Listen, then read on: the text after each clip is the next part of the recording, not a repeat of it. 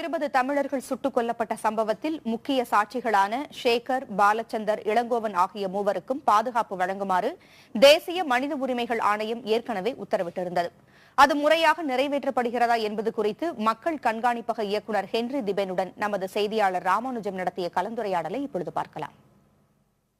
இந்த மூவருக்கும் தமிழக காவல்துறை பாதுகாப்பு வழங்கிவிட்டதா? இப்போது அந்த நிலைமை எப்படி இருக்கிறது?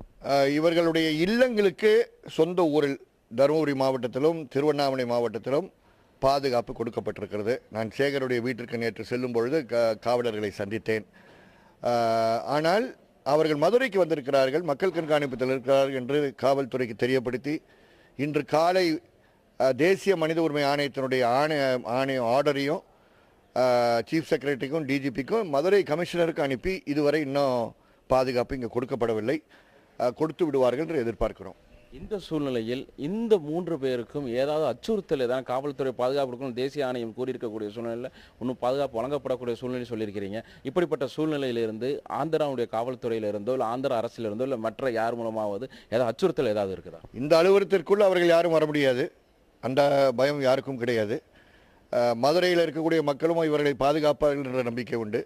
இவர்களை எங்களிடம் ஒப்படைத்தவர்கள் இருக்கிறாங்க பாருங்க, அவர்களுக்கு அச்சுறுத்தல் உண்டு.